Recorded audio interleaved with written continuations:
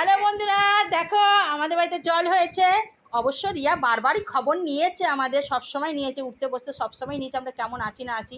এবার পুরো দমে বাড়িতে চলে এসেছে যে জল আছে বলে। হ্যাঁ, কি হয়েছে? এই দেখো, শুধু জল নিয়ে না, এদের চকলেট নিয়ে এসছে। দিদিকে কতটা ভালোবাসে দেখেছো তো। তাই দেখো জল কতটা জমেছে, দিদি কতটা ভালো আছে না আছে সেজন্য দেখবার জন্য। এখন সব সময় তো দিদির কাছে চিপকে থাকে ও এখন। হ্যাঁ, যাক এটাই ভালো লাগে আমার। আর ভাই বোনের মধ্যে এরকম মিলটা জানি থাকে সারা জীবন। আর আমিও আশা রাখি আর তোমরা সকলেই দেখো যে এইভাবে বোনেরা জানি ভালোভাবে সারা জীবন মিল রাখতে পারে। চলো রিয়া, কিছু বলবি?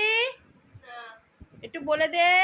অনেক কষ্ট করে এসেছি, আবার অনেক কষ্ট করে যেতে হবে।